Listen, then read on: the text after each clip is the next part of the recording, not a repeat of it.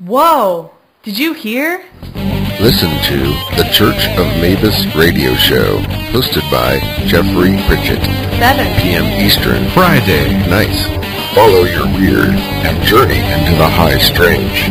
Be sure to stop by www.churchofmabusradio.com for upcoming shows, paranormal news, and show archives. That's www.churchofmabusradio.com.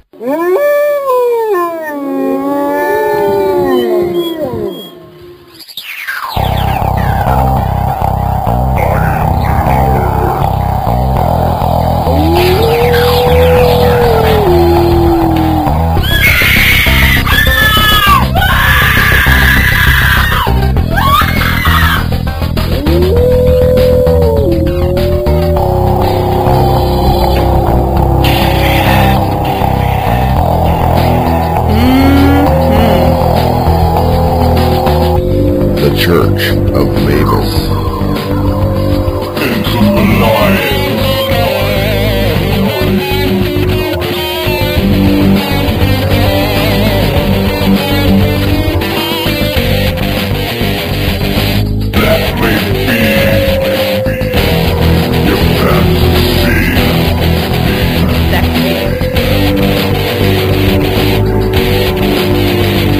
Metaphysical. The dark side.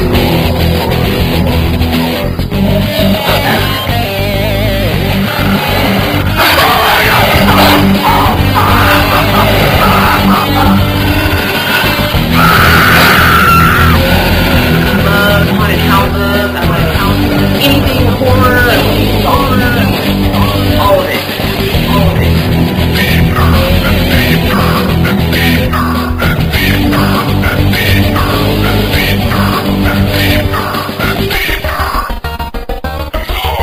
Oh yeah, he likes it.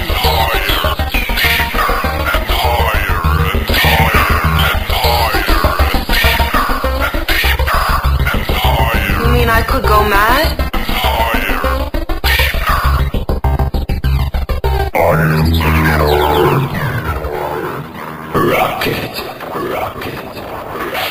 I'm shaking.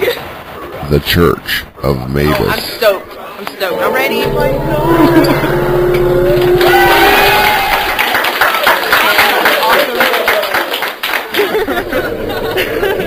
This is awesome.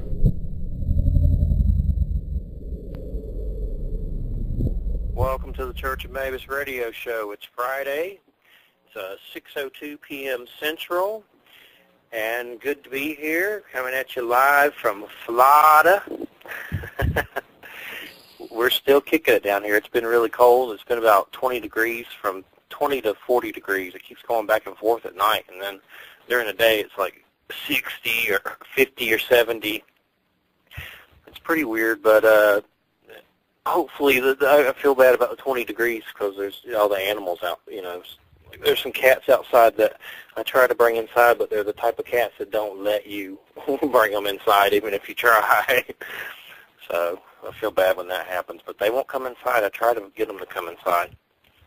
They just won't do it. And then if you try to get them, they run or claw your friggin' arm off.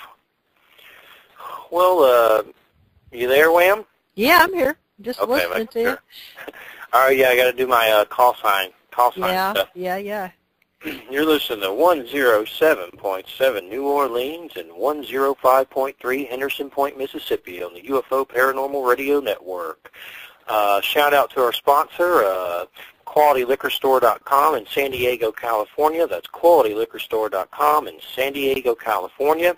And also at the ChurchofMabusRadio.com website, we have Shane Boner, who did some new art for us. If you go to churchofmabusradio.com, he created a new banner for us over the site, so it gives it a whole new look, whole new spirit for 2015. And Shane has a site at shaneofthedead.com. That's SHAYNE of the dead.com, shaneofthedead.com. So check out his artwork. He's pretty talented. Did you see the banner, Wham? Yes, I did. I was going to ask you about that. Yeah, that's Shane. He did it for us, and I like it. It looks pretty good. Yeah, it's quite a different appearance for the site. Well, the last stuff Paul did, and it was some clips just put together. It was good. This guy did that like totally. He does art straight up from scratch, pretty much, and so it was really good for him to do that. And make sure you check out shaneofthedead.com.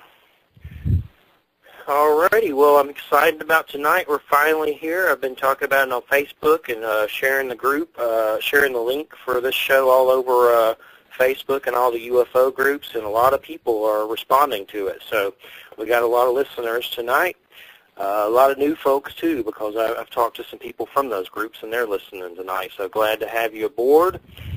Tonight's guest is Ardy Sixkiller Clarke. Her book is Sky People, Untold Stories of Alien Encounters in Mesoamerica, and we've had her on once before for her other book, which is Encounters with Star People, Untold Stories of American Indians. So it's great to have Ardy back, and I've also written an interview before on Examiner. Very excited and to get into her book, Sky People. How are you, Ardy? Are you there? I'm doing great, and it's great to be back. Great to have you back, and a lot of people are excited about this book. I've always said that the American Indian perspective doesn't seem as tainted as like the white perspective, so to speak, with all the fear. It's like everything's just so everything alien with a lot of things in the scene is just complete. Fear, constant fear. And it always revolves around the stereotypical, like, gray aliens, like from the Whitley Strieber communion type aliens, the ones with the big black eyes and everything. But it's good to get this perspective. And also, the fact that you went down to South America and did that pretty much by yourself on a lot of levels, except for your guides. That's just very courageous. I don't even think I could do that. Well, it was something I had promised myself to do when I was a teenager, because I had basically just been, fallen in love with these two 19th century explorers, John L. Stevens and Frederick Catherwood. They had gone down to Mesoamerica, with Central America, their first trip was in 1839. And they had heard that there were these amazing cities in the jungle. And they went down there to verify it, to find out. And Catherwood was an architect, and he had traveled throughout the Middle East and had documented drawings of the places in the Middle East, the ancient cities there. And so Stevens invited him along, and Stevens actually had an ambassador type of title from the U.S. government when he went down, and that he could present to these different governments in hopes of them allowing him to travel freely. But when they got back, Stevens wrote a book called Incidents of Travel in Central America to Chiapas and the Yucatan. And I just fell in love with that book. And I told my teacher, I said, one of these days I'm going to follow in their footsteps. And so she handed me their second book, which Catherwood had gotten very ill with malaria during their first trip. And Stevens finally decided to bring him back because he was near death. He brought him back to New York City, and they went a second time in 1841, and that resulted in a book called Incidents of Travel in the Yucatan, and that book was strictly Mexico, of their various visits to ancient sites in Mexico. And so I had promised myself that one day I was going to do what they did, and so I set about doing that. I figured, well, I'm retired now. I can do what I want to do, and this is something I promised myself that I would do. And it took me over 7 years, basically to complete my research. I did manage to go to every site that still existed that Stevens and Catherwood visited. They visited 44, and I actually went to 89 different sites. And there were more I would love to have gone to, but local unrest and drug trafficking and various things prevented me from doing that. But it was really a journey of love and a journey of a lifetime. And when I first set out, when I was a teenager, my plan was just to follow in their footsteps, just to see what they had seen, just to touch what they had touched. But over the years and all the stories about the ancient astronaut theory and that the Maya didn't build these cities, they were built by visitors from the stars, I decided, because of my research among American Indians, that I was going to talk to the Maya about what they knew about their ancient cities, and I wanted to go to cities where they had stories of sky gods and people who came down from the stars, and to collect those old stories. And so it was a combination kind of thing, and then again I wanted to collect contemporary stories. So that's what the book is about. I've said on Facebook for this book you should win UFO Woman of the Year. Oh, absolutely. Well, thank you. It's really I great. didn't know there was such a thing. We'll make it up just for you. Just make it up for Giving it to you right now. Just for you, right now. But it's that good. One story that interested me, I forget the name of the particular chapter, but it's the one where a medicine woman or man foretold of your coming to the town and like renewing it, and you had the UFO sighting at the ruins. That story was very interesting, and I put myself in your shoes for a moment. I know I probably would have went into a horror movie mode and thought I was about to be taken to the altar or something after hearing that. But how did that go for you? That's a pretty interesting story. Well, I had been this occurred in Honduras, the story you're talking about it, and I had been in Copan, Ruinous. It's interesting, they call their town Copan Ruinous, but they call their ancient site Copan. And I'd been there about a week when a housekeeper approached me, and very quietly she asked me if I was indigenous, and then she began to tell me she was very shy and very quiet and very reserved and seemed to be very concerned about someone overhearing what she was saying to me. But she began by saying, after she asked me if I was native, and when I had told her USA, and she said, well, if you go to the ruins at night, she said, you might see the old ones. She said, our priest says that you have to be indigenous, and sometimes they show up.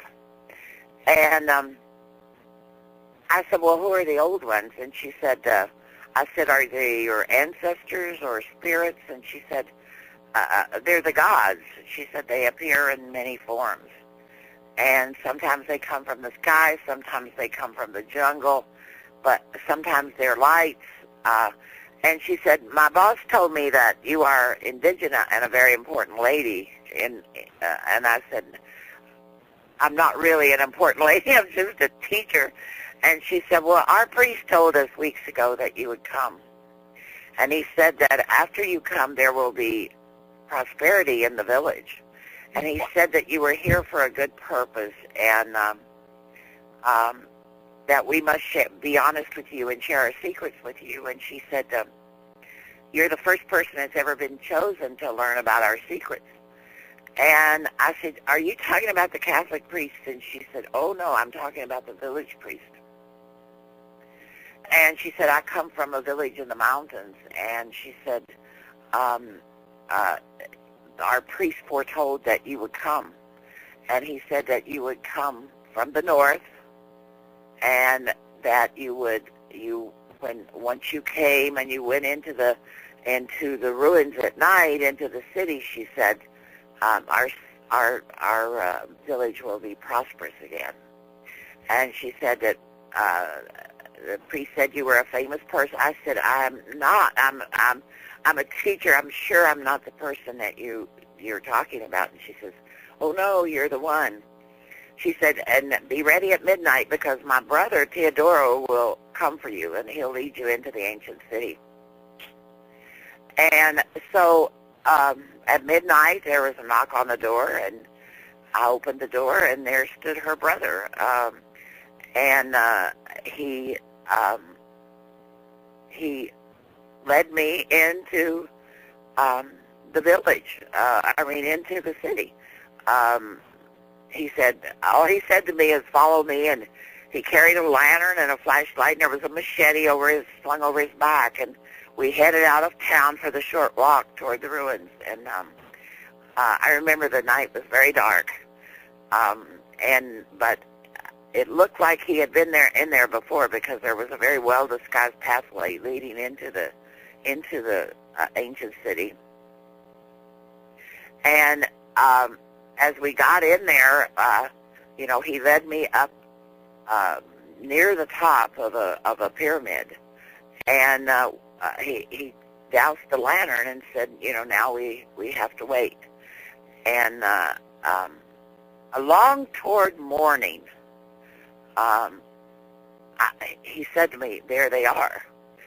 And I saw small balls of light flickering around the ancient plaza, and it was almost like they were kind of playing and dancing back and forth. And, as I was trying to get my mind around what was unfolding in front of me, one of the lights broke off and moved in front of me. And then the other lights kind of floated into formation behind him, and they hovered there right in front of me. And Teodoro looks at me and he says, you're one of us. And I sat there thinking about, what's he talking about? And the lights disappeared. And then suddenly, I look upward, and a large circular rotating wheel, a wheel-like craft appeared overhead. And I watched speechless, basically, as this revolving wheel slowly moved toward the east, and then it was gone. And Teodoro said, let's go, the morning mist is lifting, let's get out of the city. And so we go back through this tunnel-like pathway through the jungle, and we get into town, and he says, shall we go again tonight? And I said, well, I can't, because I'm leaving today, because I had scheduled a driver to come from Guatemala to pick me up. And he was very disappointed and made me promise that I would come back. He said, to me, the old ones said, it's been a long time since the ancestors have come from the sky. And he said, our priest said that you had the power to bring them back. And I kept telling them, I have no power. I'm just a university professor. And he said, no, the priest said that your visit will restore the balance. They wanted you to stay. They wanted you to be their queen. but he said, I'm sure you're the one the priest prophesied. And so I left that morning, feeling like I had left part of myself there, because I wasn't completely sure of what was going on, and yet I had a driver waiting for me. And when I got in the vehicle, the driver said to me, did you see a UFO last night? And, here is Teodoro standing over here in a doorway yelling at me, and the driver drives through the city, and we're headed to Guatemala. And all this time I'm just so absorbed in what's going on. And the next night, the driver takes me. We go to Guatemala City. We are staying in a kind of a boutique hotel. Actually, it was owned by the driver's brother. And that night, a UFO appeared over that hotel and was witnessed by 20, 30 people. And I was sound asleep, and apparently the driver had tried to get a hold of me, and I had been up all night the night before, so I didn't make it to that sighting, but there were plenty of witnesses. You. Pardon? They were following you. Followed me. I think, though, it had been in Guatemala City before it came to Copan. So because they said that it headed in the direction. The driver said it went in the direction of Copan. So I think it had been there before. But it was an adventure. Well, me and Wham have had UFO stuff happen to us, so we certainly know how exhilarating that is. And it's reminding me of a story. When I first started doing radio, I had trouble getting interviews with people. People would just ignore me. And I said a prayer. And then shortly after that, I had a UFO sighting in December. Something told me to go outside and look and see what was outside, and it was cold. I was like, I'm not going out there. You must be nuts. And it was like a thought, but it didn't seem like my thought. I went out, and there was like these big fireflies in the sky. They were red energy, and they were just weird. And I yelled for my brother and nephew, and it was like on some level those things, whatever they were, knew that we saw them, and they came out and they saw them too. And then shortly after that, I ended up doing a radio show for the first time, and I started getting interviews with people like Stanton Friedman, Nick Pope, and next thing you know, I'm talking on the phone with Stanton Friedman and hanging out with him. I'd never, talked to a guy in my life. I got this weird look. It's like it was like somehow they were connected to that prayer, and they answered it. That's why I think this is about raising awareness, and that it plays into that, and perhaps your experience as well, because that's what you're doing with your books. You're making people aware of this, and I think they're connected. Well, the positive ones, or I think there's certain groups of them that are connected to that positivity and that help us on some level. Well, one of the things that's interesting is as I've traveled, and collected these stories. One of the things that's very clear is that a lot of times these entities appear to us as balls of light, but they also have the ability to morph into the shape of human beings. They also have the ability to, I've had people tell me that balls of light came out of larger spacecraft and then became smaller craft. I've had people tell me that balls of light transformed into human shape individuals who then communicated with them. So there is a kind of a shape-shifting or morphing that seems to occur. I didn't see that with the balls of light that I witnessed in Copan, but clearly they went back to this spacecraft that was flying overhead, and it was the most amazing spacecraft because it was actually like a wheel in the sky, but had the ability to disappear. I mean, the ability to fly at enormous speeds. Definitely fascinating. Some of my experiences, I've seen beings made out of light that are completely like you and me, but made out of light, like a light being. And then another time I've seen a black pyramid craft with a ball of light come out of it when I had my experiences. Well, I had one elder tell me that there were planets that were inhabited by beings of light, and that these beings actually had the ability to look like anything on the planet they were visiting. So that if they were on Earth, they looked like human beings. If they were on another planet, they were capable of looking like whoever or whatever inhabited that planet. And he said that they live in cities of light, and yet he said, and he was talking to me about how he wished he could go to a city that looked like that. I wondered if they are us, just without our bodies, or some of us, or maybe all of us. I don't know, but I wondered if I'm one of them. Like that movie Cocoon with Ron Howard, you know, little Opie from Mayberry and all that stuff. Oh, yeah, I remember that show. Yeah, he did those Cocoon movies, and that's what they are. They're beings of light. Oh, yes, that's right. Yeah. Yeah. What do you think, I forgot about that. Yeah. Well, one of the things that I noticed, and maybe it's because of when I actually read Sky People, I read the bulk of it on my way home from a lengthy sojourn over the holidays, and I ended up staying up a great deal of time on my way back because I traveled by train through that big snowstorm that hit the upper tier of the states. Wow, that sounds insane in itself. Oh, it was pretty kind of epic, actually, and so I was literally like on this train traveling through this blizzard, which apparently you could clearly tell it was whiteout conditions. So it was like completely, very windy and completely black outside.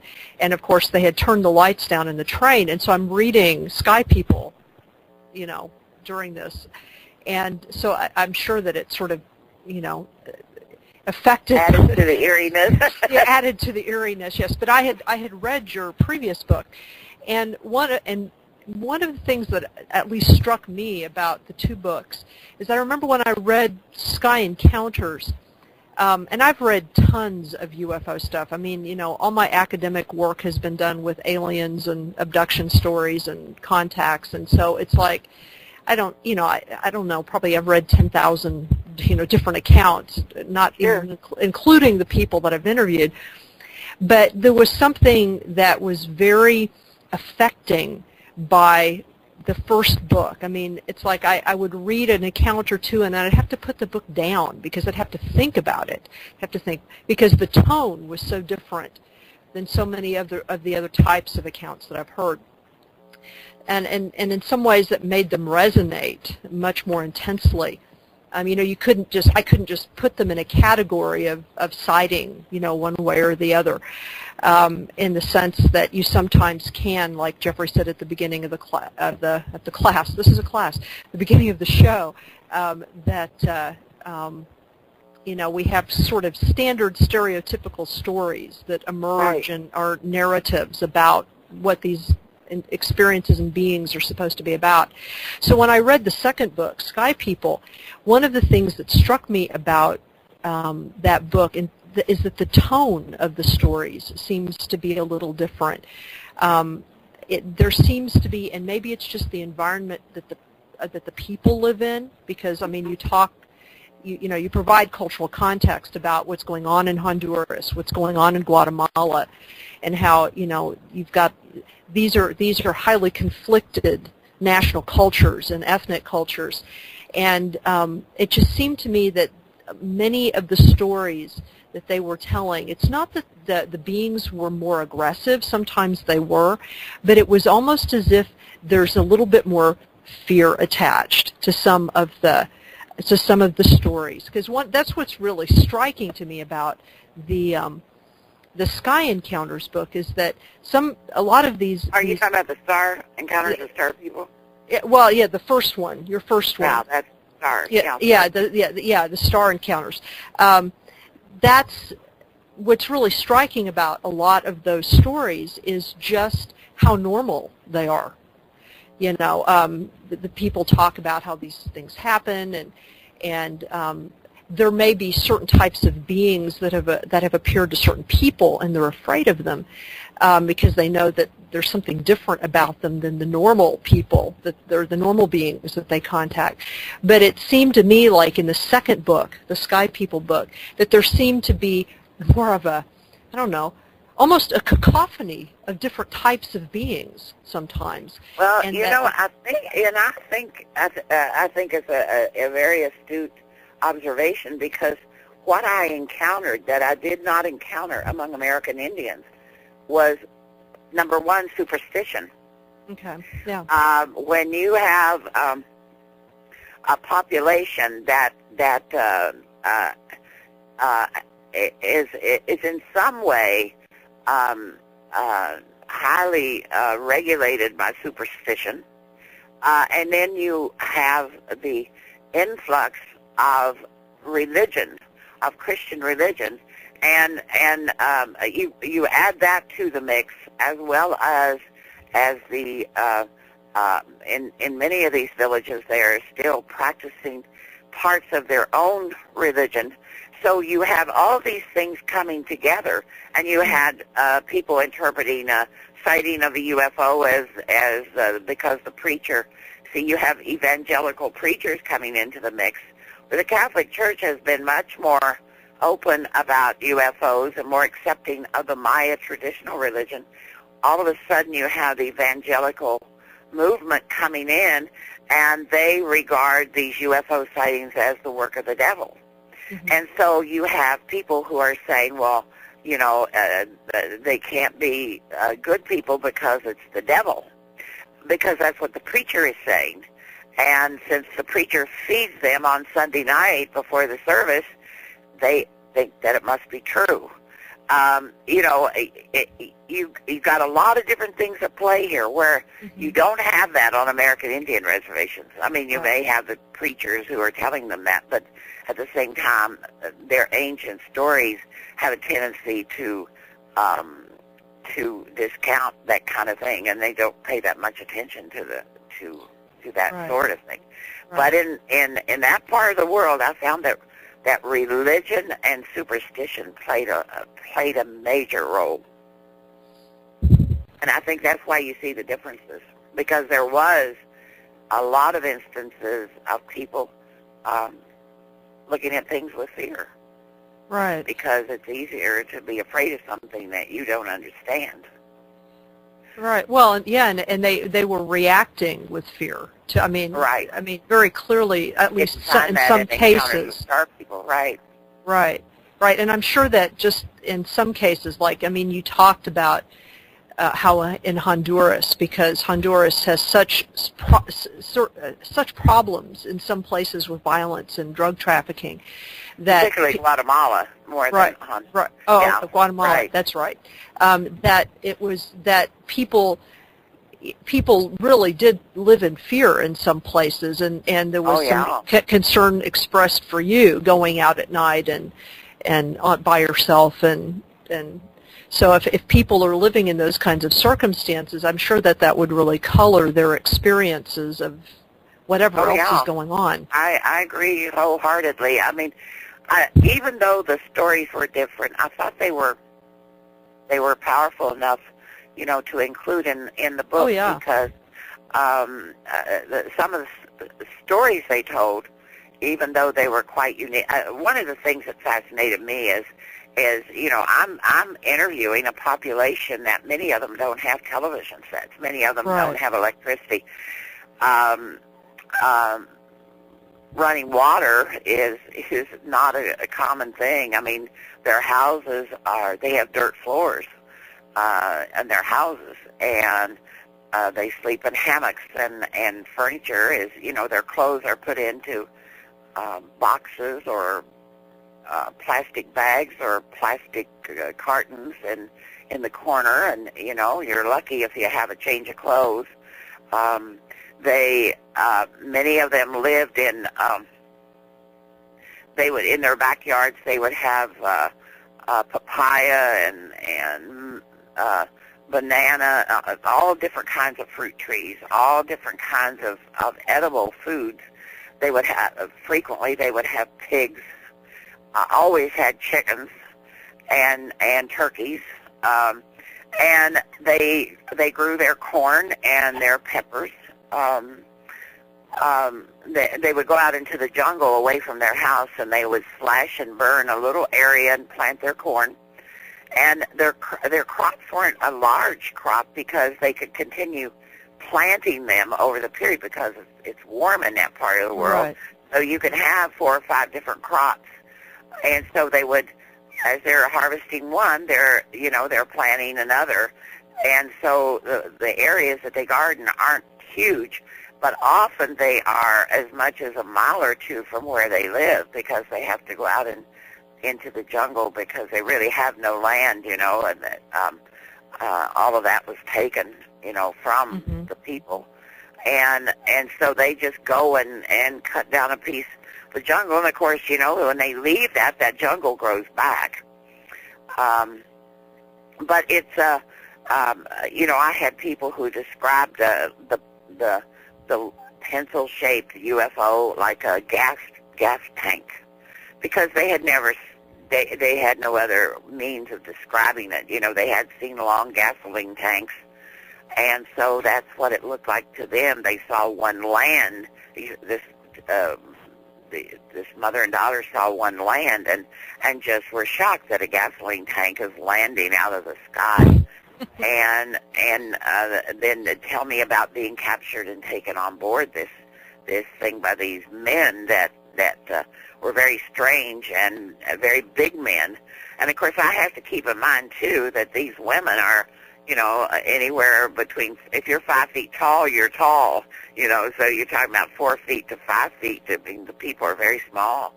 And so it was an interesting experience to talk with them, and of course, I talked to one couple where the woman and man had been abducted and taken together, and she told me within days she felt herself pregnant, and they were engaged to be married and were very religious, a very religious young couple, and they had never had sex, and here she was pregnant, and they decided that it was a virgin birth, that somehow God had interfered and made her pregnant like the Virgin Mary.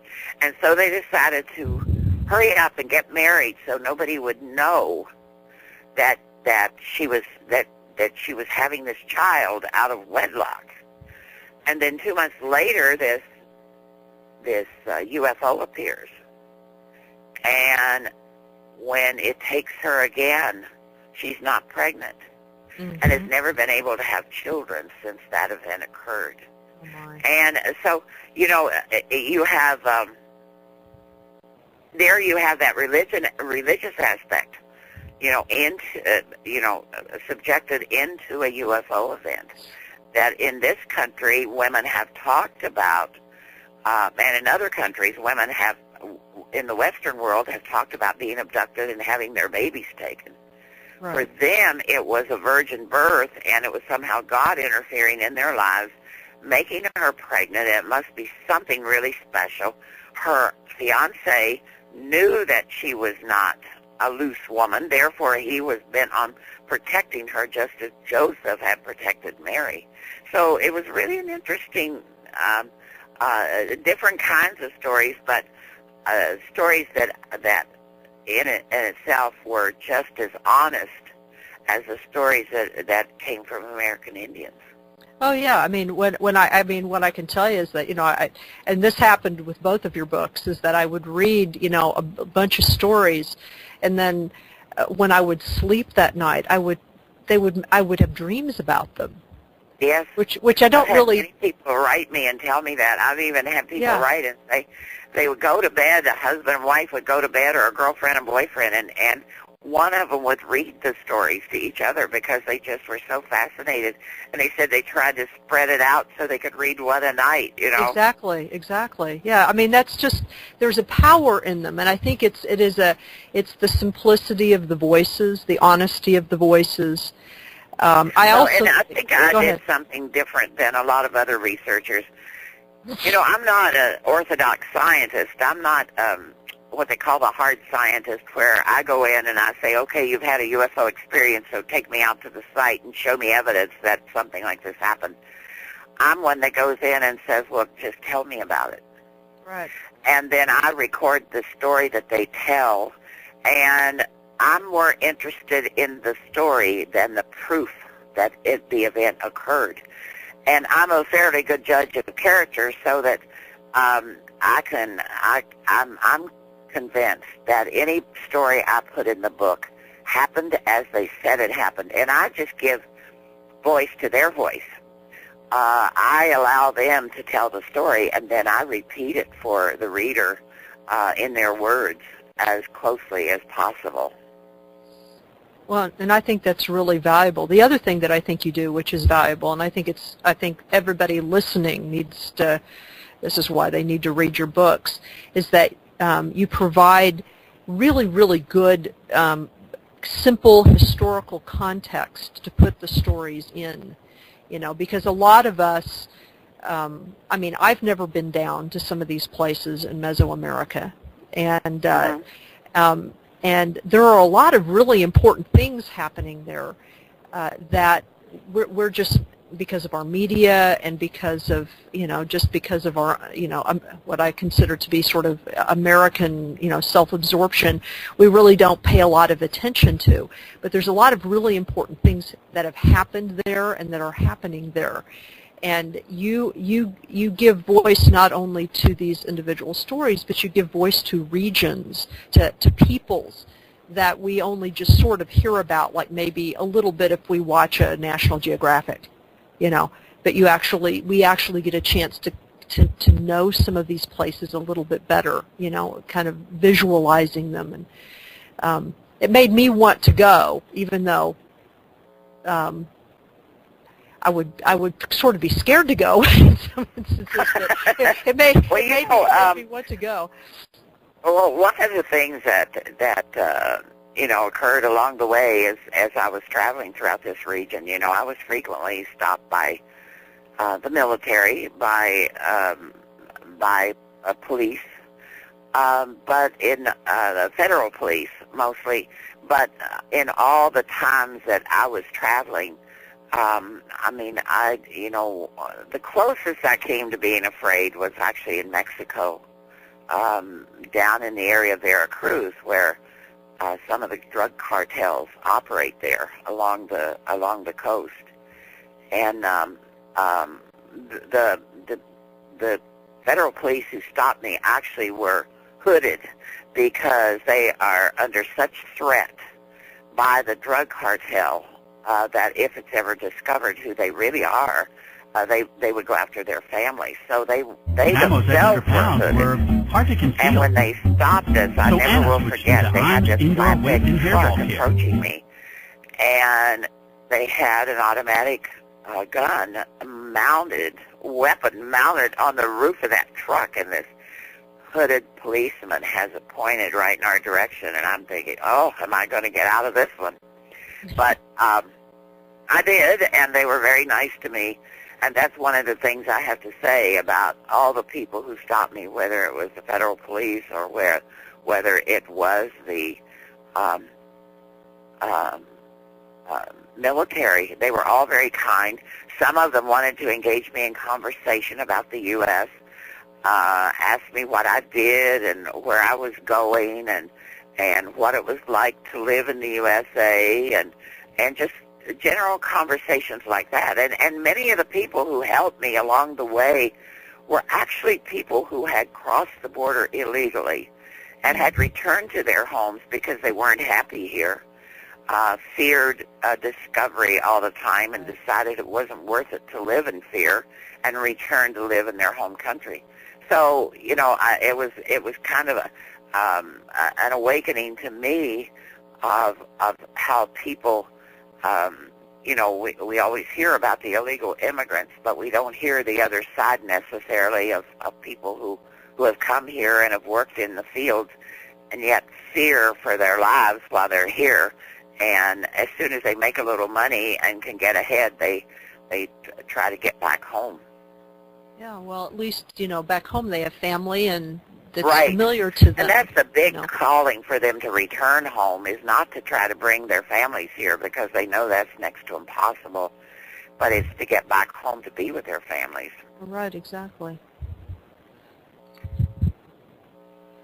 One of the things, I had some dreams too after reading some of your stories. There was I read one of your stories, and I don't usually have, I don't remember my dreams hardly ever at all. But I had a dream of a bunch of guys with mohawks chasing me in a shopping mall, and I started to fly, and I flew away from them. Now that's quite a story. Now, that's a real dream. Yeah. I guess I dream it, I remember it. But it seems like there are alien beings that are positive and have our best interests at heart that are here to help humanity, but it also seems like there are possibly beings who don't. Like, for instance... Well, and that's what I've been told, is that there are many different civilizations in the universe, and some of them have our interest in mind, and some of them don't. And I would say, you know, you were talking about the little men with the big eyes. I would say that they exist, but they do not have our interest in mind, and that they are strictly doing experiments and taking samples and doing all kinds of different kinds of things, and that they are not abiding by the laws of the universe, but then short of war or some kind of aggressive behavior on the part of those who do not believe that that's what they should be doing. I've also, you know, I recently interviewed a person who felt that reaching out to the stars was not necessarily in the best interest of human beings, because he felt like that they were coming here and they were, he said, you know, the Earth is a very desirable planet. It's like a gem in this solar system. And we don't need to be advertising how great it is, because there's evidence and that they love this planet. And they aren't, we're human beings aren't a priority at all. That what is the priority is this planet.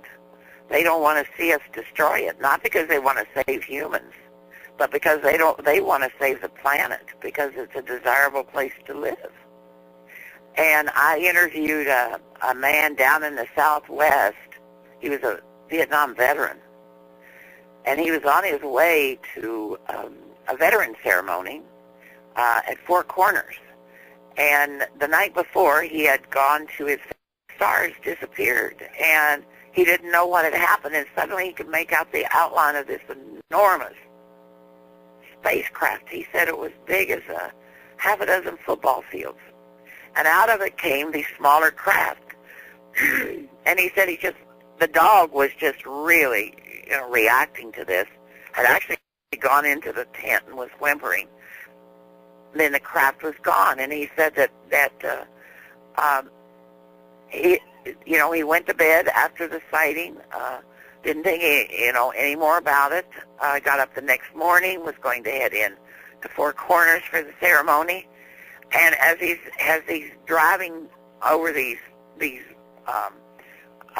trails, suddenly he comes around this butte, and below he sees a spacecraft sitting in the valley below, and he sees these characters there, and he said they're going into this abandoned copper mine. And he was very, he said he watched for quite some time, and they would go in and they would bring out samples, and he said there were two different kinds of beings. One was a tall type of being, one was shorter, and they would send the shorter ones into the mine. They would come out, and then they would bring samples, and the bigger ones would take a look at them, discard some of them, take some of them, and then they would put them into the craft. And he said he watched this for about a half hour, 45 minutes before they left. He goes to and continues on his journey, and he comes upon another craft, and they were actually drilling in the soil and taking different kinds of samples in the soil. And he is very concerned that they're either looking for some kind of minerals or looking for something that they need to mine that they don't have on their planet or have exhausted on their planet. And he's sure their intentions are not friendly. And so I've come across people like that too. Wow. Some of the stories that really left me having weird thoughts after them were the whole blue giants taking chicks for love slaves. That's pretty. Oh yeah. Oh yeah, the blue giants. That was one that gave me dreams. the blue. The reason, as Austin Powers would say, that's kind of naughty. well, I don't mean like erotic dreams. I mean it was the image of the blue people just like walking into the side of the mountain. Yeah. Because I've had this recurring image, which I don't recall whether it was something that came to me in a dream or in a meditation. You know, I don't remember now, but it's this recurring vision of me entering this blue mountain, and it being full. I mean, blue, like really intensely blue, like lapis blue, full of white sparkles, you know, just like lapises, and then walking in and it having these blue figures in it that are moving around in the subterranean sort of environment, and then it's like I don't remember anything after that. It's just like this image, this very intense image, and it has something to do. I mean, every time I remember when I had this image, and whatever it came from, there was this sense of urgency about it, like I was witnessing something. I was witnessing something I wasn't supposed to see, basically. I think you were spying on the blue giant home planet. Not to make lightly of that, the giants taking them, but just the thought of a woman going through that, it's got to be terrifying. that's yeah, it was just. For the Maya, you know, some of the Maya I spoke to, it was just kind of a matter of fact. Oh yes, you know, those were the giants, but they were the blue kind. You know, and I thought that was such an interesting comment for him to say. Oh yeah, the giant, but they were the blue kind. It was like just an afterthought that, you know, he added on because there was a distinction there. That there were giants that were blue and giants that were not blue. And you know, those mountains there, I mean, you go through those jungles, and there's all kinds of stories about giants that lived in those mountains and who came from the stars and abducted women. And I came across that quite a bit of women who disappeared and who never came back. But you know, if you look at the ancient legends of Native people, there were all kinds of ancient stories about women who were taken to the sky. And in some cases, they were actually came back with children. Mm-hmm. And finding that the children had such supernatural powers returned to the sky to their sky husbands or star husbands because they couldn't live on Earth. And you know, there's a story among the Yurok that I've been reading, that book called The Reminiscence of a Yurok Woman, and she wrote this book because she said that so many false stories had been written about her people, and she wanted, before she died, to set everything straight. And she talks about these people that came from the north, and she said they must have had a ladder to the sky, she said.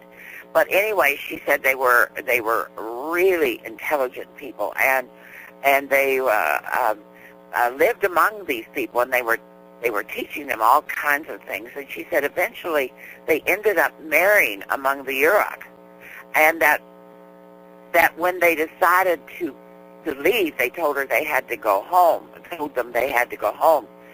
They took with them the children who looked like them, but left behind the children who looked more like the Yurok people. And she says that's why when the white man came, that there were fair children among us, or fair people among us, because they were the descendants of the people from the north that had the ladders to the sky. Wow. And you think about that and you think, you know, I mean, it just makes shivers around my spine to think, you know, she's talking about star people, you know, and this is the ancient stories of their beginning when they arrived in that part of the world of America. And, you know, so many of the tribes have stories about coming and You know, the Cherokees have a story about the blue people that lived underground. They do. They and, do. And had gardens above the earth and would come out at night and harvest their crops. Right. There are many stories like that. Many of the ancient legends tell about giants that were on the face of the earth. So. Yeah, but I've been reading really old Lenape stories because that's I live in an area that the Munsee were indigenous to, and have gotten to know some of the remaining Munsee people here, and they have the oldest stories that they have lots of accounts. They have two different origin accounts. And one of their origin accounts is just, migration stories of how they got here finally, to right here. But there's another set of origin stories that talk about the woman who was lowered in the basket from the sky, and she brought with her various things, including. Eventually down the road, she was the one who brought them agriculture, basically. And so she tends to be associated with that. But there are a lot of stories about her going up and down and her children going up, up and down from the sky and coming back down. And there are also lots of stories about different types of giants. There's about 6 kinds of giants, basically, that they talk about. That lived here, around here prior to humans. So, excuse me. Go ahead. There are many stories of giants that roamed, what is now the United States from different tribes, and out in there were the red-haired giants too. I think they, and they fought with the native people. And the native people finally got them in a cave and literally set the cave, fires in front of the cave and killed them all. There's a story that comes out of the Southwest about these little people that lived in this valley. And the Apache tell the story, but it was the Zuni were going into battle because they were headed by a woman who was very pale and very beautiful, and the Zuni had claimed her for their own. And when they came to the valley to take her, the Apache stood and watched what happened, and they say that she had the power to shoot fire. And she destroyed half of the warriors, and the rest of them went in retreat.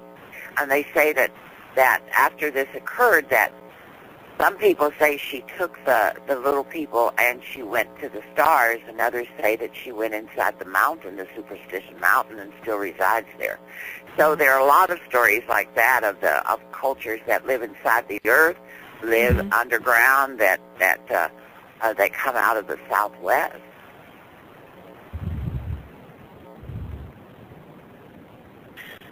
Definitely very interesting. I hear a slight static. Are you both still there? I'm here. I'm still here. Okay. Yeah.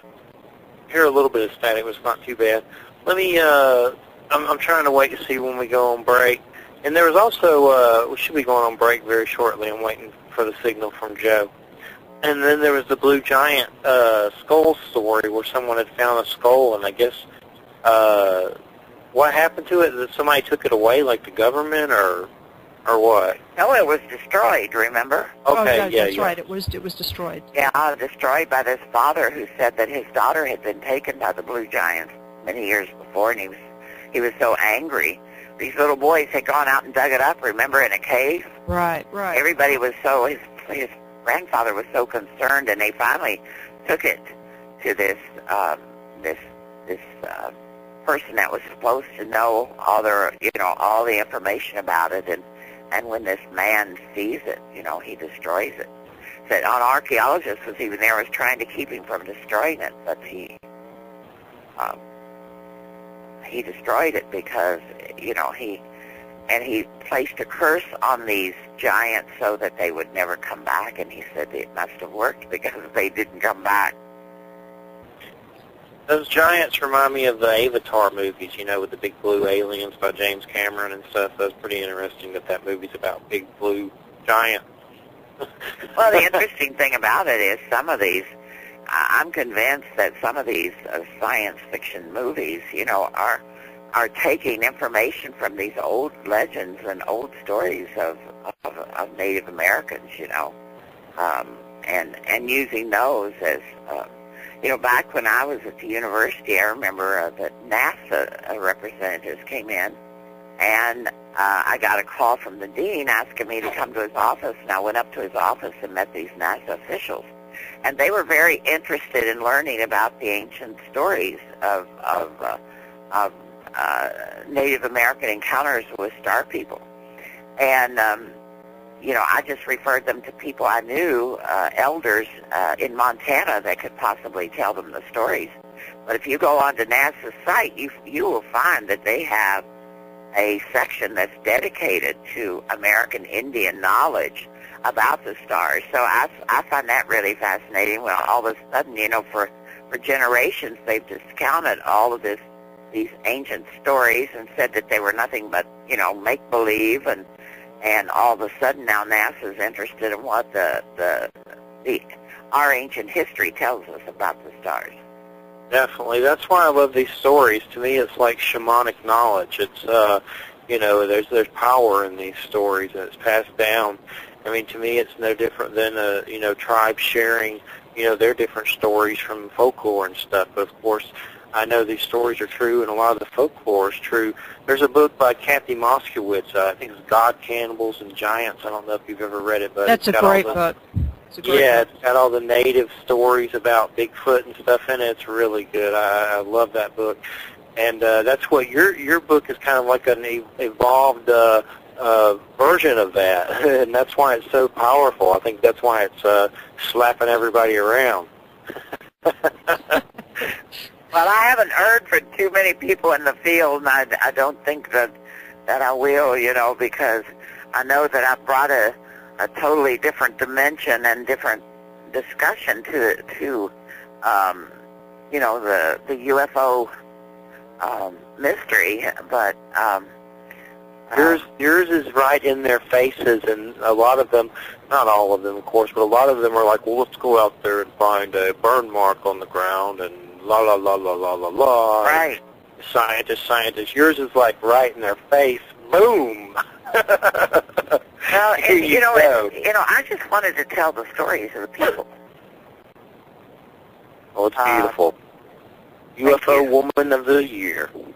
That's what so many people on the reservation would call me, as the UFO lady. Yep. We're about to go on break for about 8 minutes, and we'll be back. Okay.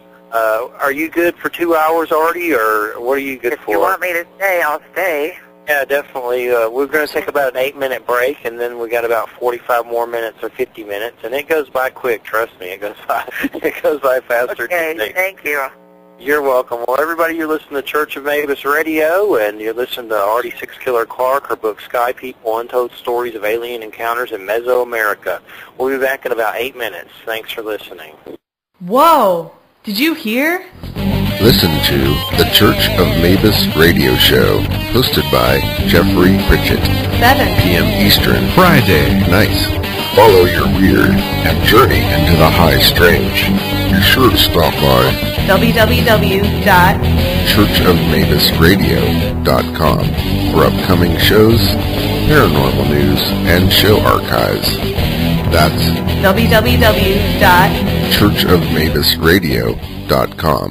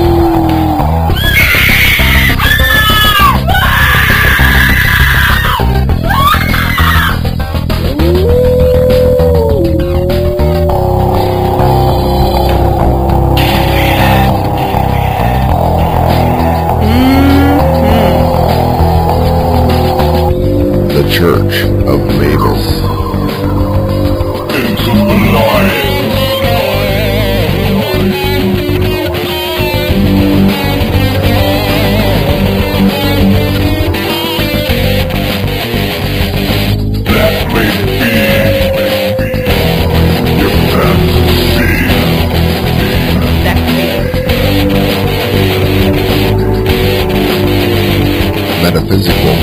The dark side.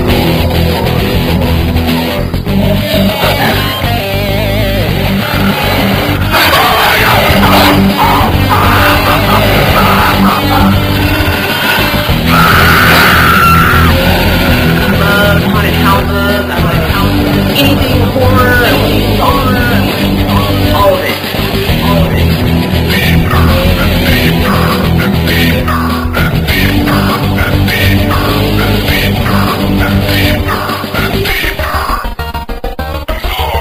Oh yeah, me like it.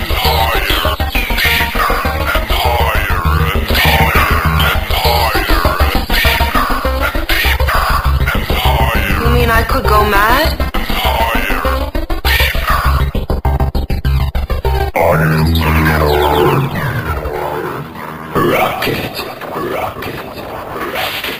Shaking. The Church of Mabus. Oh, I'm stoked. I'm ready.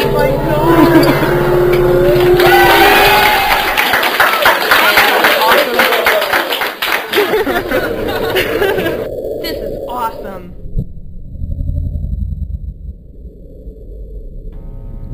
Welcome back to the Church of Mabus radio show. We're in our second hour, and first off, I have an announcement I should have mentioned earlier, but I'll mention it now. As you know, me and Andrew Colvin released the book Praise for the Hairy Man, The Secret Life of Bigfoot, which was filled with interviews with people about Bigfoot from all over the place, from serious, like, hunter-type researchers who think it's an undiscovered primate, to people like Kawani Laparitis, who believes it walks through rims and portals. And that book was on Lauren Coleman's Top 10 2013 Books of Cryptozoology. Well, right now, I'm pleased to announce that our second book is being edited right now by Andrew Colvin. I'm not sure when it's going to release, but it's looking like this year sometime. And that book will be similar to Praise for the Hairy Man, but we'll be tackling the UFO subject. And the book will be called Probes Happen, The Secret Life of Aliens. Nice. We're going for the comedy shock rock with the title, but inside you'll find some hardcore seriousness, interviews with many researchers in the field. All the interviews I've done over the years in written form will be in the books. And we also have another book on ghosts in the afterlife that, I don't know, that's probably going to be next year or further into the century when that releases. But Probes Happen, hopefully will happen this year at some point. I know it's in the editing stages, so looking forward to that.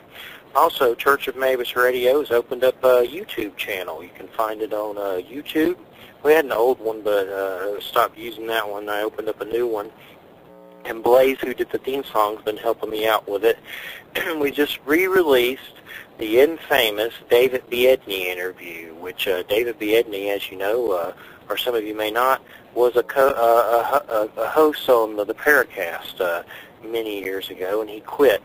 And he came to me right when I started the radio show and asked to be on the show, and did a tell-all about his experiences on the Paracast. And, well, it's very controversial, to say the least, if any of you remember David Biedney at all.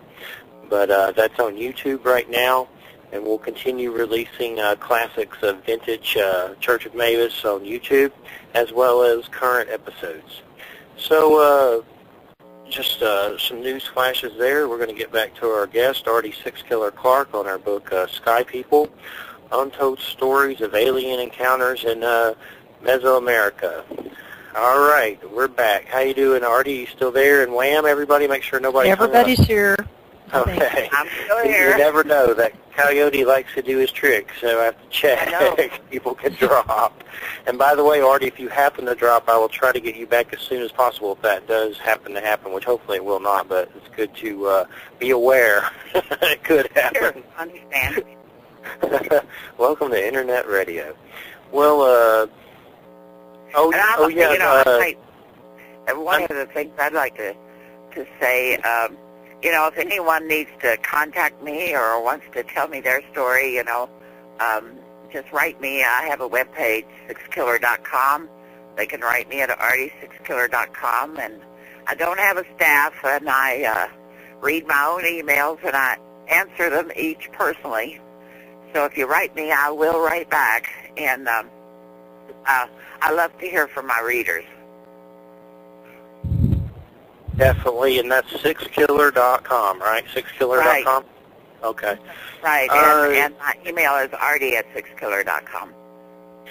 So what's going on with the next phase of your stories? Is there anything you can share about that as far as the future, what you plan to release, or anything like that? Well, my next book will, I had originally planned to, there are a lot of non-natives that live on Indian reservations, and so many times when I would be out in the field, people would come up to me and say, now, I'm not Indian, but, I live down such and such a place, and I have a story to tell. So along the way, I have collected a couple hundred stories from people who are non-native, and so I had originally planned to come out with a book from stories from rural America, but I talked to some people who felt that I should perhaps release another book about American Indian stories, so that's what I'm putting together right now. Probably going to have 40 or 50 new stories out there for the readers. Nice, Very definitely. Good. And that one about America's stories, that sounds great too. So you're definitely going to do that one in the future? I am going to do it in the future because some of the stories I have are just absolutely remarkable. And told, people, Indian reservations, many of them were opened up to white settlement back in the 1800s, and so a lot of non-native people, at least out here in the West, in many of in the northern plains, many non-Indians live on reservations, and you find the same thing up in Alaska. A lot of the native villages actually have a lot of non-native people living in them, at least some of the ones that I've been to. So I've been able to, I'm always willing to listen to stories and have some that are just as remarkable, if not more remarkable, than some that you've already read. I'm going to have to send you my story. I'd like you to check it out. I'll have to send it next time I'm conscious at my email. Okay. I'd love to hear it. Well, and that's something else I've thought about doing is writing a book about the stories that people have written to me about. I have an amazing collection of stories that people have just written to tell me about what happened to them. Well, as part of that, you're inspiring me. One of the things that I did for my dissertation, and to my knowledge, I'm one of the few people. I don't know anybody else that's done this, but I became party to and aware of a very large tradition of storytelling relating to alien encounter or non-human encounter among rural African Americans in the South. Really? And it is quite distinct from what the stories that white people tell. And wow. I collected for my dissertation, just through like 3 contacts, I collected like 40 stories. And that's not uncommon, because generally, one contact leads to another, and another, Exactly. And so I've been sort of sitting on these stories because for my dissertation, because of the nature of it, I only needed like maybe 6 or 7 of them. You know what I mean? And so I've got like this. I wrote my dissertation on the alien abduction narrative in the United States. Really? And one of the things that I was looking at in it was the nature of the sort of mass narrative, and how that mass narrative duplicates various, and that's just the mass narrative, duplicates certain kind of racial and colonial assumptions. The stories that people tell, sort of like in the media about it. But as part of this, in order to provide some contrast, I wanted to look at stories, at alien encounter stories, even abduction stories that perhaps were different. Well, that's because amazing. you should do something with that. Because I noticed in my research that in other parts of the world, like if you go to Africa or China or Japan or other places, that oftentimes there are wide variations in how these kinds of stories are told, and the assumptions. Wouldn't that be interesting to take American black stories and go to Africa and do a contrast with those? Right. Yeah, I mean, if I had the mechanism by which to do that kind of traveling, but what I did, I mean, what was fascinating to me was I had no idea that there was actually a tradition of these stories in the South, which I had which especially in the rural, among rural populations, rural areas, right? But which they would not talk about these stories openly because, of course, they didn't want to be ridiculed. But they also in a sense, didn't want the stories to be, if you will, tainted by white versions of the story. Well, and I find that among American Indians, that they've just kept these stories to themselves because they didn't want to be ridiculed. They didn't want these researchers coming to their reservations in search of them. So it's like. What university did you graduate from that allowed you to do a dissertation of that nature? University of Kansas. That's interesting. Yeah. Well, when you talk about, a lot of the alien abductions have been tied to the captivity stories of among American Indians, and I've read some academic treatises saying that alien abductions are no more than Indian captivity stories, and it's really it's rather interesting reading, but certainly not anything that I give too much attention. Well, I think that, I mean, what I basically, I talked about that in the first part of the dissertation, but the way I talked about it was that it's not a matter of the experiences so much, it's a matter of how the stories are told and why they're told. And then once media picks them up, once they become kind of a genre or a literature, then how they're molded by previous stories. So we can talk about maybe certain types of stories in print, that become mass narratives, but you can't really talk about individual experiences that way. And I make that distinction in the dissertation. I actually sort of look at the Betty and Barney Hill case, and because it's a white woman and a black guy, and I actually go deeply into the transcripts and demonstrate that in very many ways, not only did they have very different experiences, the two of them, but what's even more interesting is what the larger UFO mass community did with their narratives. It's sort of like Barney's experience is almost completely erased except for his fear. Except for the trauma that he supposedly had, and then everything else is all about what happened to Betty. And then it is sort of like an Indian captivity narrative. In fact, Betty herself, in her last interview, compares her experience to that, which is bizarre. I didn't know that. Which is bizarre. I know, it is bizarre. But there have been several. Academic papers written about that, trying to discount the alien abduction. Oh yeah, just to say, oh, it's just another version of this. I mean, my take on that is that,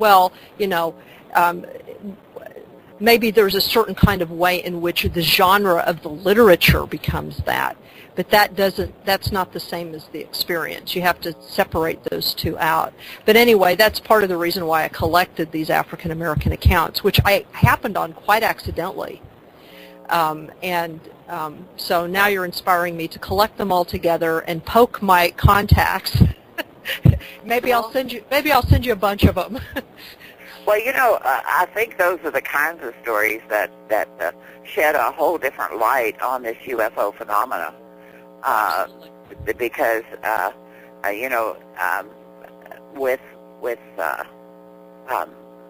we hear a lot of accounts about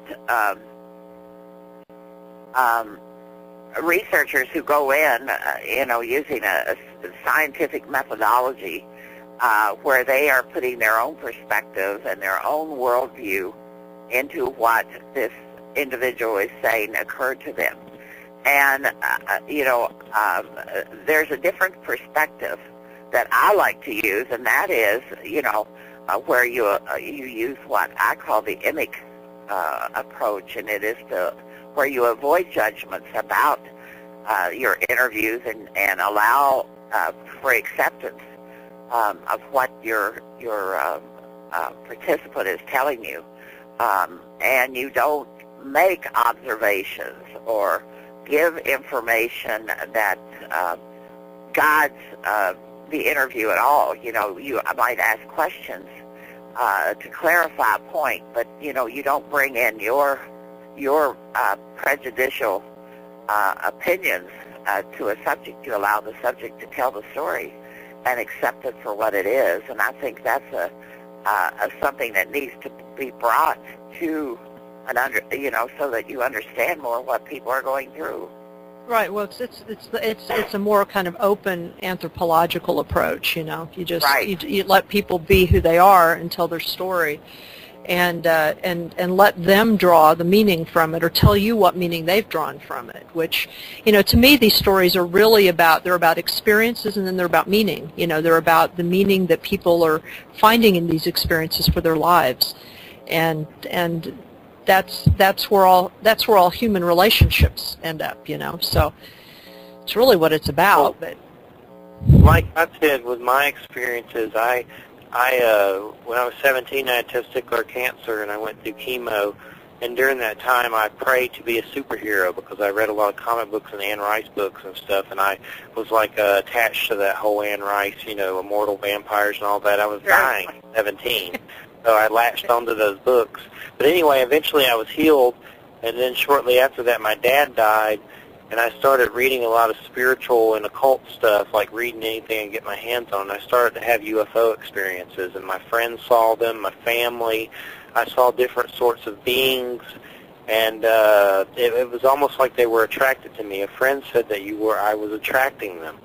And basically, some of the beings I saw were light-type beings, and also some that what I call the serpentines. They're very reptilian, but weird. Like, one of them had tentacles on its head. That's the best way to describe it. And what's interesting, Albert Rosales has a group. He doesn't have a book. He has a group on Facebook called the Humanoids Group, and he had some cases from in the South where these other people had seen this being with tentacles on its head, and like Georgia and South Carolina, and I had mine in Georgia. But it was very bizarre to see that being, and it wasn't like physical like you and me. It was like energetic or multidimensional. It was like in another dimension, and it was like energy, and it wasn't physical. But it was weird to come across those other cases about other people who saw this same weird being with tentacles on its head. It freaked me out. But these stories and everything, Wham, you should definitely send her some of those cases to be in her book, and I'm going to send her mine to see if they're worthy to be in it. And definitely the African-American perspective on this subject is very rare, very rare and unique. I've come across 3 African-Americans in ufology since I've been doing this for 20 years, and one of them was the guy that's on Howard Stern before. He's kind of, I don't know what's up with that guy. Oh, that's Martin. That's Riley Martin. Yeah. Oh, Riley Martin's a trip. Yeah, and then Parker, there's some guy named Posey or something like that, and another guy, I can't remember his name, but I've come across 3. Definitely very, very rare. So those stories are gems for sure, no doubt about it. Absolutely. I would encourage you to really do something with those. Well, I certainly know the person to poke, so. I've got a good friend in Kansas City who sort of put me in touch with all of it. So she's a contactee herself, and a writer. So you may have lit a fire under me. Maybe you should send some to Ardy and then write a book, release your own book, and then that's a good way to get introduced into. Well, you're already in the scene, so to speak, but book-wise, being in the Ardy Sixkiller book is kind of a good, a cool thing for sure. Being in the Ardy book. yeah. So that's a start too, as far as the fire. But definitely those stories sound very, very intriguing. Oh, they're fascinating. I mean, there are some of them that are just completely different than anything that I've ever read before, and they're not. And they have a similar quality to some of the American Indian stories in that they're kind of more matter of fact. They don't have a lot of the trauma, a lot of the weirdness that like what I call the white colonial narratives do. Well, did you find that they have any religious significance? Because some of them do. Some of them African Americans, have that a tradition of religion being extremely important. Right. What's interesting is that at least many of the ones that I found, the people themselves were often from religious backgrounds, but it was kind of like with Betty Andreasson in some ways. Regardless of what their own religious proclivities were, the experiences seemed to be a little bit counter to that somehow, or a little bit different from that or unexpected. And they didn't necessarily interpret them in evil ways, like they weren't superstitious actually about the experiences oftentimes. But although some of the people that I interviewed one kid, he was a kid, he was young when I interviewed him. I don't know if I could find him now because he relocated to the Baltimore, D.C. area. He wanted to become an FBI agent. When I interviewed him, he was like set on government service. He was like 17, and he had a number of incredible experiences that started when his family moved from a rural location in Georgia to Kansas City. And they were very unusual, and they kind of shook him up because he was very much, in his case, very much a rationalist, even though his parents were fairly religious. And his experiences really changed his sense of maybe what his parents were about. But he had like full-blown abduction, traveling in spacecraft kinds of experiences without any loss of memory. And they really kind of freaked him out, and he came and talked to me because he just wanted to make sure he wasn't insane so that he could pass the psych test that the FBI give you. and I had to I had to absolutely promise complete confidentiality, and all of his stuff, because he's so afraid that somehow the government would find out that he'd had these experiences. And so, but there's a kind of a purity to his experience because they're completely unexpected for him. Well, and that's what I've found in my interviews throughout the indigenous world, is that purity, that untouched kind of narrative that has been missing for so long. In the study of UFOs and star people. Oh yeah, I mean to me it was. I guess what he told me, one of the things that that I'll never forget that he told me was that he felt what he had gained from the experience was that he really had this sense of how connected human beings are to something that's larger, and how in many ways most human beings have sort of forgotten that or lost that in some way, and that if there was anything, he didn't know like what kind of if he was going to play any role in anything or anything. He didn't know what to think about all of that, because, of course, he got some messages from some of these beings and, sort of prophetic messages, and, he was a little bit too much of a rationalist to take it too seriously. He's like, I'm 17 years old, what do you mean? But he did have a sense that that the experiences were important in that they demonstrated that the planet was not alone, and that there's a lot of consciousness and awareness here and around us, that the planet, for a variety of reasons, is an object of concern, I guess, if you want to put it. What I've always said is, well, just let me say this real quickly. One thing I've always said that with these experiences, everyone that's had them, it's like a piece of the puzzle, and the more you hear others, it's like putting a puzzle together in some way or fashion or form. The more you learn about it, it's like everybody who's had the experiences or who are interested in the subject to hear their perspective on it, it's like a piece of the puzzle. And that's why I like reading these stories and hearing different people's experiences, because it's like I'm trying to figure out what the hell's going on. Like everyone else, right? Right, exactly. Which well, leads some me of the to people one I thing interviewed, indicated to me that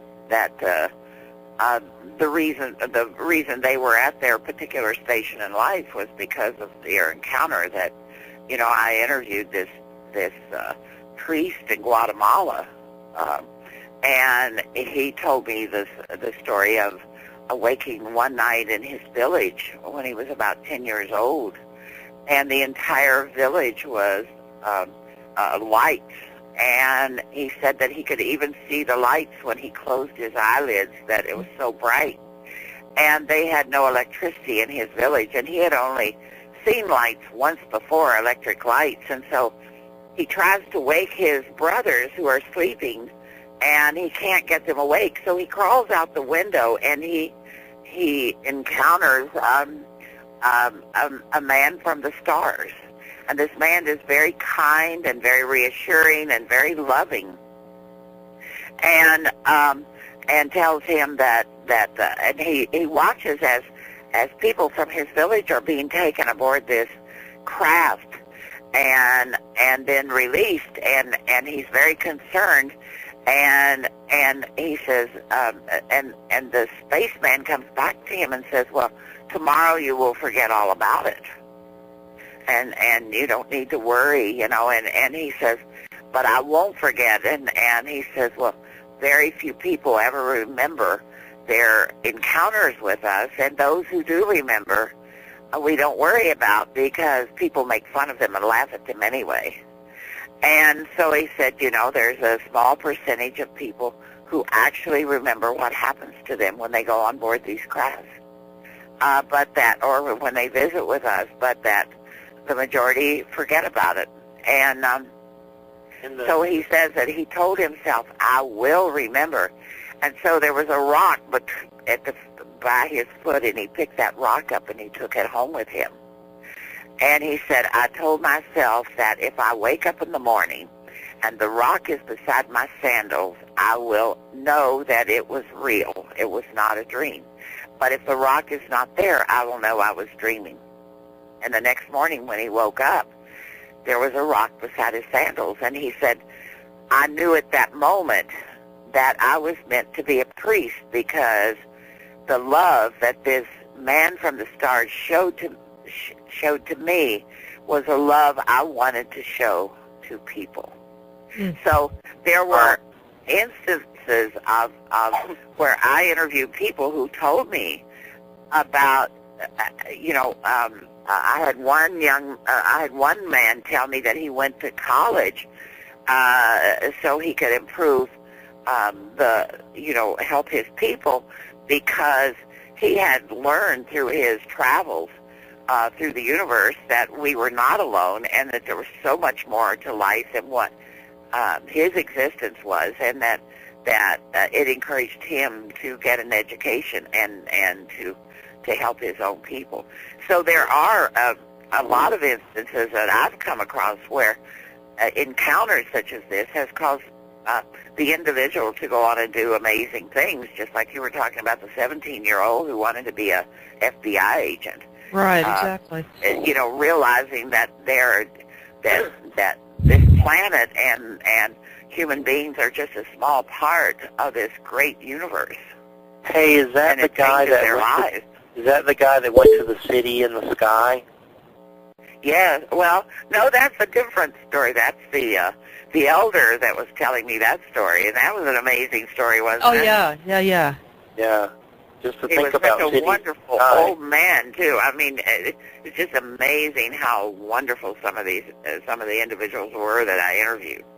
I'm kind of curious, in these stories, do they ever say where they're coming from? I know there's the city in the sky, but do they say they're coming from far away, or are they coming from a multi-dimensional rim that's like on top of this one? And also, I never got any information about another dimension. What I did get is that they were from different solar systems, that there were all of these galaxies out there. I think one person told me there were, I think he said 67 or 69. I don't recall right now. But anyway, there were all these different galaxies, and each one of them had diverse planet systems that had living creatures, and that they were in various stages of development. And I had people tell me about a universal highway where people from or individuals, beings from another world, could think of a place they wanted to be and instantly be there, and they traveled this universal highway that is in space, that allows them to travel these great distances. On the other hand, I talked to someone who told me that the beings that can't come here, it takes them 16 years to get here and 16 years to go home, and they come every 16 years, and that they will come again in 2016, and they assume the shape of a human, and their purpose here is to influence science, to help scientists, to help politicians, to help, improve the nature of life on this planet. So just a lot of different stories. Definitely. Another thing I was wondering, does one thing I've been having a lot of people on lately is about the afterlife and death and what happens to us when that happens. And I just hit 40, so I'm kind of, and I have a family member, my stepdad. He's a child, you see. Mm-hmm. Yeah, and I've been obsessed on that subject. So I'm kind of curious, does the afterlife or what happens after death ever come up on any of these alien experiences? Like, I've heard stories of people seeing their deceased loved ones with alien beings and weird stuff like that. Is there anything that ties in the afterlife or anything like that that you can recall from any of your stories? No, I can't think of any discussion other than the idea that life is eternal, in some form or another, whether it's in the shape of a human being, or whether it's assuming a life in a different form, that life doesn't cease when the body gives out. So I think there's something to the light being thing. I've been jokingly saying that I'm a light being tadpole. That's what happens when we die. We're these light being like tadpoles, and we're swimming around. And well, when you're 40, you don't have to worry about too much for a few more years. Wait until you're twice that age, and then you might have something to be concerned about. But I think it's so boring there. That's why we come here. Oh, come on. I've always thought that I came here because I have some bad habits. I've always said I'm cast down from the celestial Bob, the alien warden, and I'm a convict for interstellar crimes. And that's why I got cast down to the Bible Belt in the South. I think you've been reading too many junk. Too much junk. He reads too much horror junk, is what he says. Too much junk. Still reading comic books, huh? Yeah. Yeah, sometimes. Yep. Yep. So, Ardy, of all of the stories, of all the Mesoamerican stories that you wrote on, I'm assuming that there are probably some that you didn't include for a variety of reasons in your book. Is there one account, whether published or not, that you can talk about that most affected or struck you? I think there's a story that I collected in Honduras, and I was out by myself in a section away from the main part of the ruins in Copan, and I was approached by an elderly man who told me that he was born in 1904.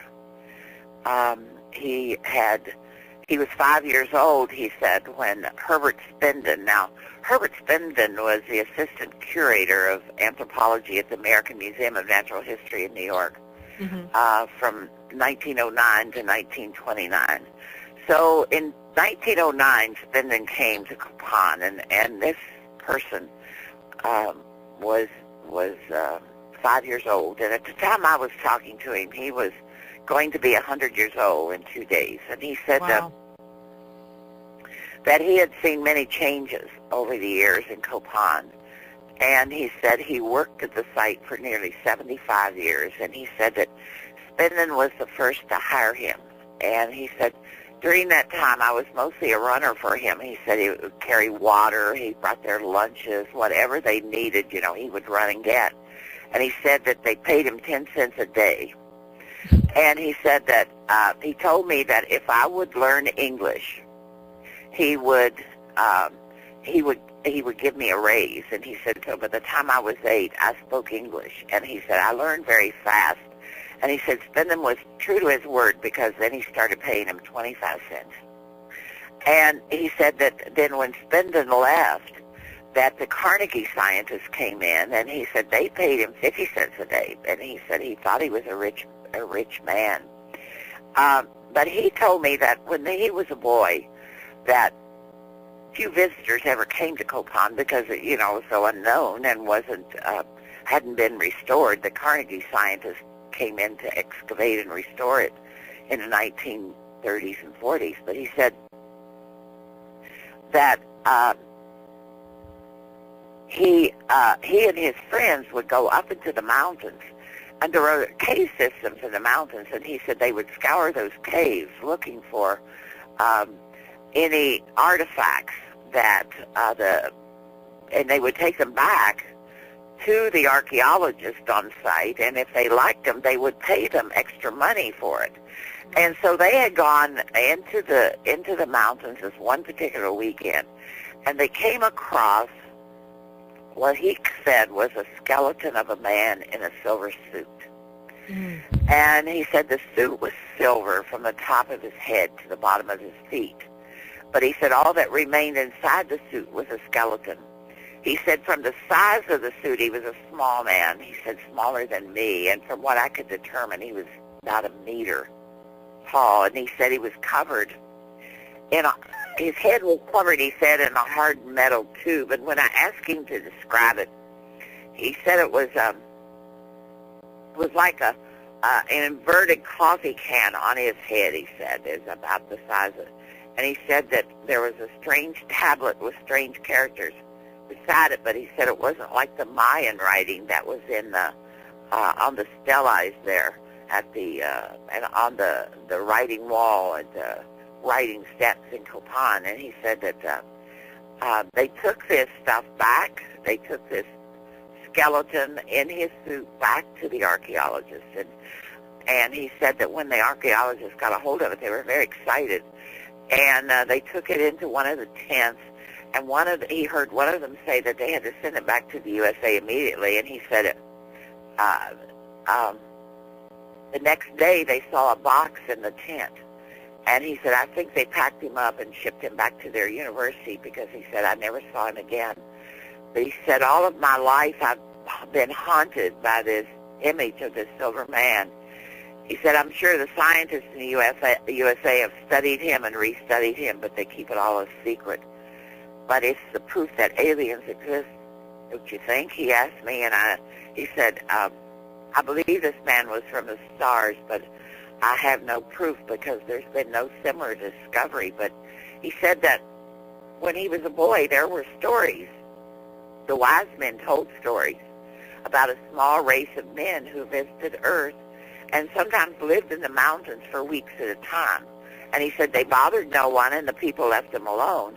And he said, but they could be seen at times, but they avoided the people. And he said they came in silver discs that spit fire.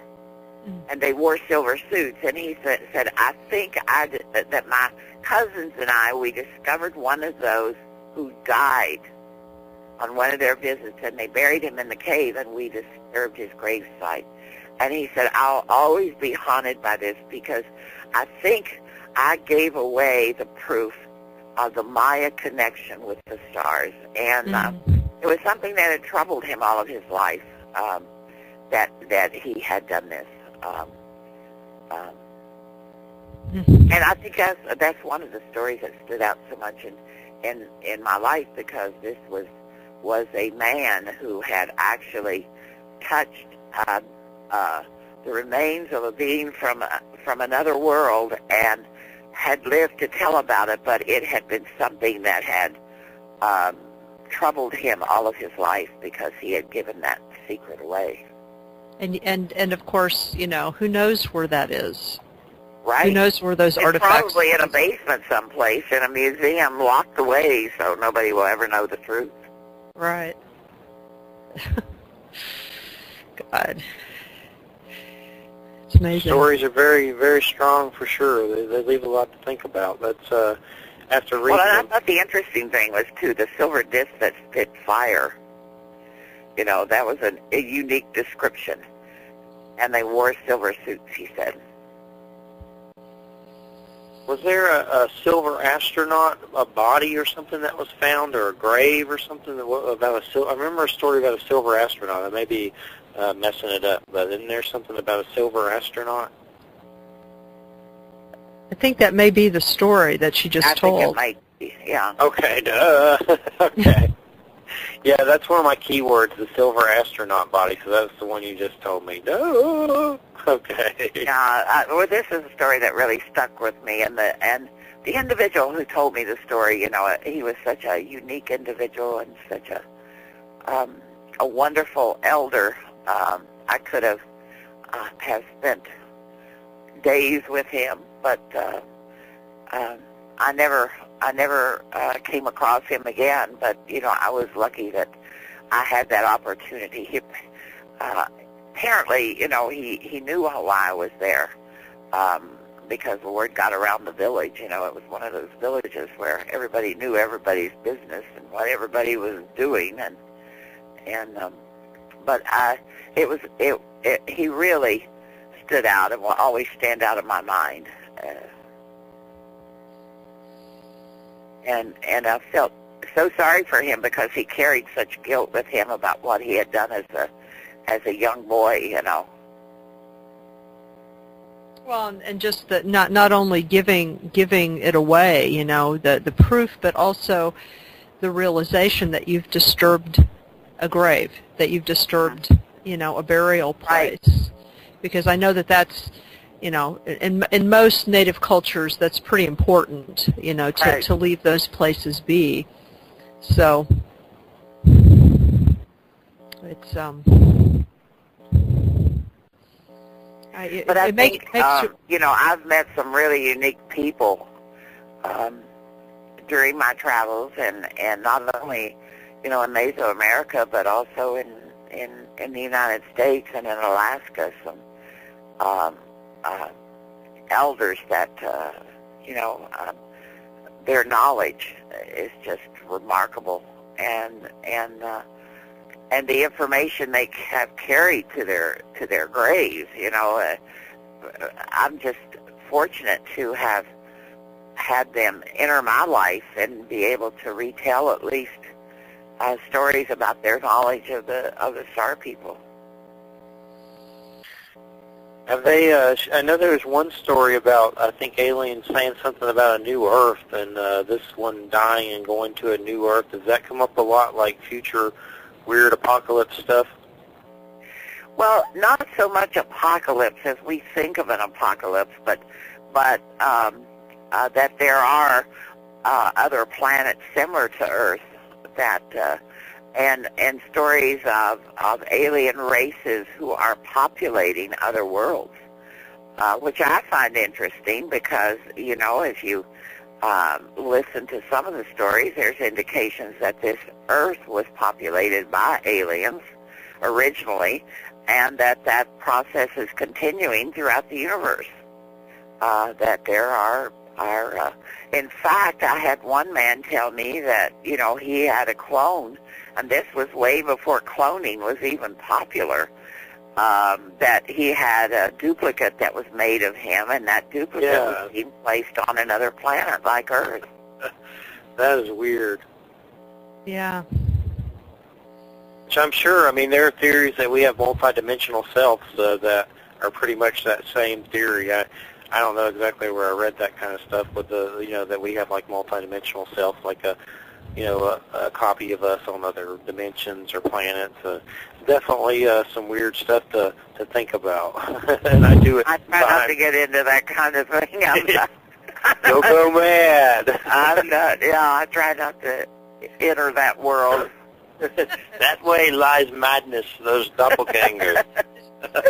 I'm afraid so. Well, as long as they don't show up here, and I have to, right, you know. All right, ladies, it's been a pleasure, Ardy, having you back on the show. Oh, it's been great. I loved it, and UFO Woman of the Year award. And Wham, I hope you'll write me. I will. Like I will write you. Our conversation. Oh, absolutely. You know, because I think you're really onto something, and I would love to read stories of African Americans and their communications with star people. Oh, I'll gather that stuff together and at least send you something, what I've got immediately. And just keep in touch with me, okay? I sure will. I sure will. Okay. And it's been a pleasure talking with you again, Jerry. You always, your show is delightful, and I enjoy interacting with you. You're one in a million. All right, I appreciate it. You ladies have a good weekend, and thanks everybody for listening to the Church of Mabus radio show. We'll see you next. And thank you to all your listeners out there. It's been wonderful. Good night. Good night. Good night.